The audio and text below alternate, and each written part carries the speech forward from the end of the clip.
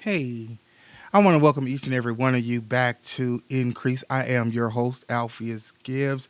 And listen, I appreciate you guys for rocking with me on all social media platforms, not just Facebook, but also Instagram and even YouTube.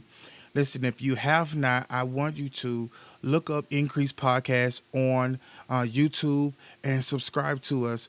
Make sure you hit the bell notification so that you can always receive notifications when we are going live or when I upload a video, and as well as even audio. Also, check us out on Anchor as we are streaming there, our podcast there. I really do appreciate it. And again, I even share this with you that we're also on Facebook just the same. Our like page is there. I'm always uploading there just the same. So you can always catch us on any one of those on those streaming platforms so that you can find out what's going on. Today, I really just want to promote my book even further and, toot my own horn, if you will, because I really believe in what I wrote. I really believe in wanting to help as many people as possible. I truly believe that if we can get our family dynamics together as far as how we handle wealth, not just money, but also our health, also what I'm saying, our mental health, physical health, also how we just communicate one toward another. I believe that we would be able to have a strong family unit. And so I want to talk today about the habits that you have. What is your routine, right? What is your daily routine? That is the question I want to pose to you. That is the thing that I want to impress upon you. When I was writing the book, that was one of the things. That was one of the core things that I was thinking about, and I really didn't go into very extensively about it because is if you begin to read it, not as in how I can get rich or just trying to find a fault in the book, but truly begin to read it, you'll begin to see that in the book is really talking about also your daily habits. When you wake up in the morning, what is the first thing that you do? The first 30 minutes of your morning, what are the key things that you do? And that is going to be the very thing that is going to tell us what kind of future you're going to have. What kind of mindset do you wake up to? Now, of course, every morning is going to be different. Some days you may not be feeling well. Some days you may be tired. Even though you've gotten sleep, you didn't get rest. I get those moments, but I truly want to ask the question, and that is, what is your daily routine? How do you wake up in the morning? What are the things that are on your mind? Because when you look at those things, they truly begin to dictate your daily habit, your daily routine. If you're a person who goes to your social media, or you're a person who wakes up and you're like, I got to go to work. I got to get these kids ready. I got to make sure my spouse wakes up so they can make it to work on time. You're setting the tone for the rest of your day. I remember watching a small clip of Steve Harvey, and in the clip he was talking about how his friend would call him at 4 o'clock in the morning, and he's all happy and chipper, and Steve Harvey is like groggy, and he's not really caring. And before long, the guy who was calling him was like, "Listen, man, you don't get it. You know, hey, call me when you're ready." And it's something clicked inside of him that he realized that when you start your morning off rough, when you start your mornings off always in the negative, always in the complaining, always in the mundaneness of it, you're gonna find that wealth is gonna run away from you. Your body is going to start contorting to all of those feelings and all of those emotions and thoughts. Your body responds to that. It does not know that you're stressed or whatever. Or that you're frustrated or whatever. It processes everything as either happiness or stress. And so when you wake up like that, you're gonna find yourself like being super stressed. Your whole day, everything is agitating you. Everything is an issue. But when you wake up and you go, hey, it is a blessing to be alive. I get the opportunity to create again. I get the opportunity to provide for my family. I get the opportunity to do and be who I was created to be. Man, listen, it may not look like it right now, but I'm telling you, you continuously with that particular mindset and watch how your day begins to improve. Now, I'm not telling you things are not going to happen. People are not going to run in front of you. Starbucks isn't going to have your favorite coffee or whatever. Dunkin' Donuts, they haven't pulled out all of your favorite donuts or whatever. But what I am saying to you is that you are setting the tone not only for your day, but guess what? You are also setting the tone for your family. Your children, your spouse, they're watching how you react to your day, how you start your day, not just react, but how you start your day.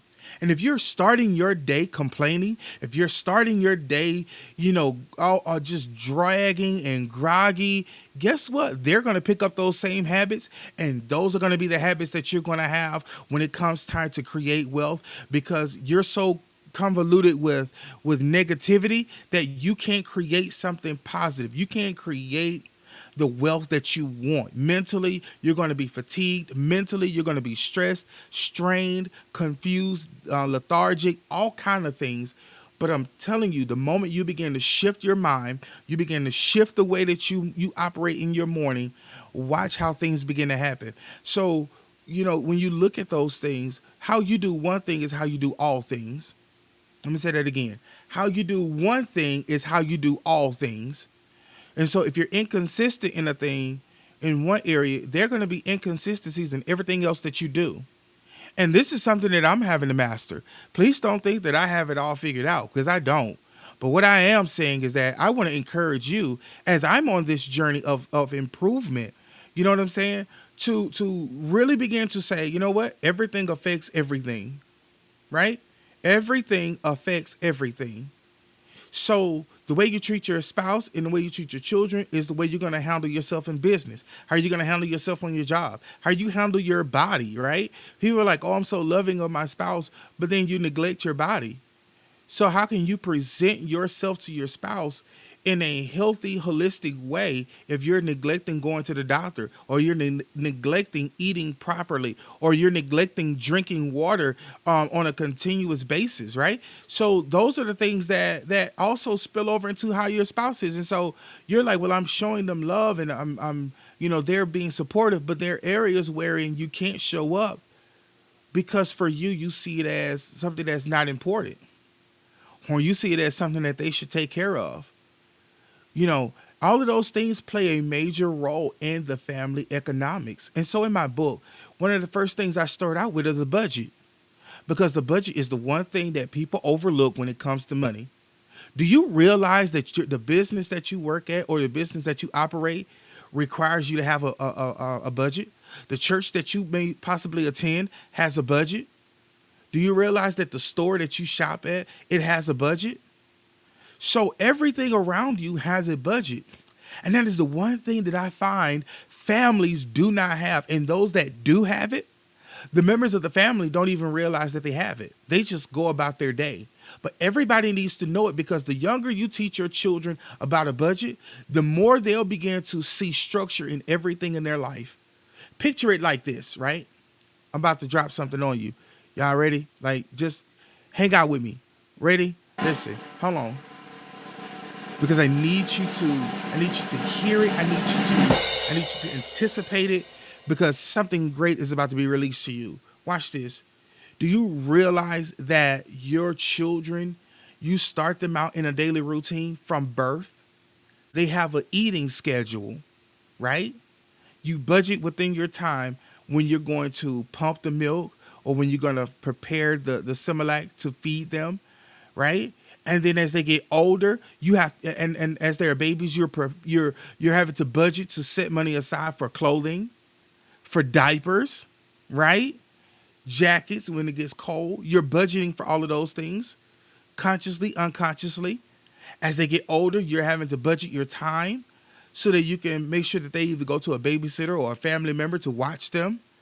They're groomed into a system of workings, because without that system, your life is in shambles. Without that system, there is no structure. And so the child, as well as the parent, begin to fly by the seat of their pants, and nothing gets done.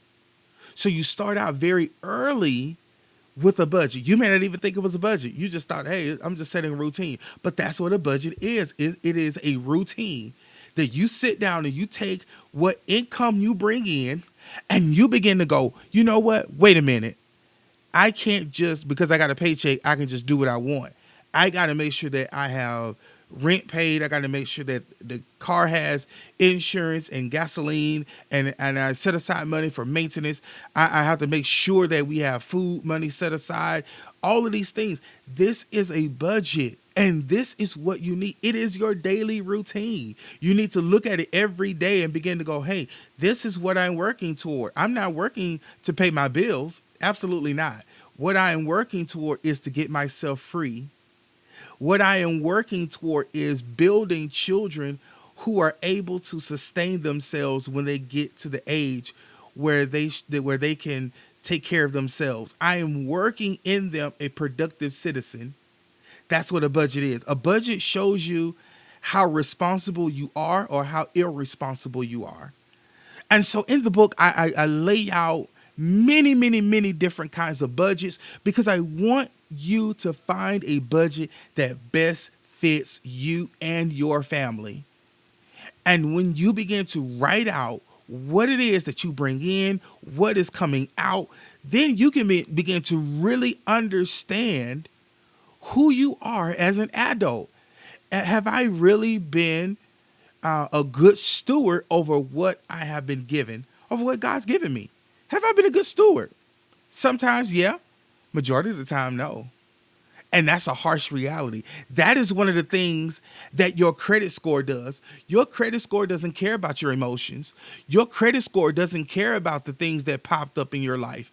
Your credit score doesn't care about the economic downturn. It didn't care about your job reducing your pay or taking away overtime or any of that kind of stuff. Your credit score, your budget says this is what you are doing with what you've been given. And so it shows you that not to bring you to a place of sadness and depression, but what it truly does, it says, hey, here's an opportunity, or here are areas where you need to work at so that you can bring about a change. So you can either wallow in misery and in sadness, or you could take this as either I'm going to cut this off or I'm going to find a way to make more so that I can continue to live the life that I'm living. And when you begin to take control over your finances, take control of your morning, you can control your day. You can literally begin to control your day. And one of the things that keep people into depression is the feeling of I have no control.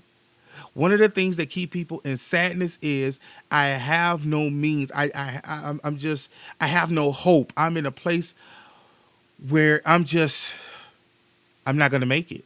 I don't know how I'm going to make it. When you write that stuff out, write out everything that's going out, right? You write out everything that is coming in. You're like, okay, now what am I doing with my day? Because you get another sheet of paper and write out, what am I doing each and every day? And if you're spending more time watching Netflix, you're spending more time on social media instead of trying to find ways, a side hustle or whatever, to continue the life that you are living, or even to get better, to get free from debt and lack, man, either you want to stay there or you want to get out of it. And that's the only thing I can say to you out of that. But I want to encourage you, get my book, Family Economics, Creating Generational Wealth. Listen, I'm telling you, it's a life changer. It's not one of those books that's very hard and heavy to read, but it's something that's going to spark a conversation. It's something that's going to touch you in places that you may think is insignificant, but I'm telling you, that is the way the wealthy get wealthy. It's not that they have big, great ideas or any of that kind of stuff. It's truly that they have mastered the simple principles of life. And I wanted to present that in a manner that was very easy to read, something that could be applicable to your life, that could be transformative if you apply it. Right? So I thank you guys for your time. I want you to have an amazing day, an amazing week. We're going to be right back here at Increase again. Look me up on YouTube. Subscribe to the channel. subscribe. If you're on Anchor and you're listening to this, go to YouTube, type in Increase Podcast, and subscribe. I'm telling you, right there is going to be the link to my book. Also, you're going to find other content that I put out just the same. So I thank you guys again for your time. You have an amazing day. See you right here again on Increase.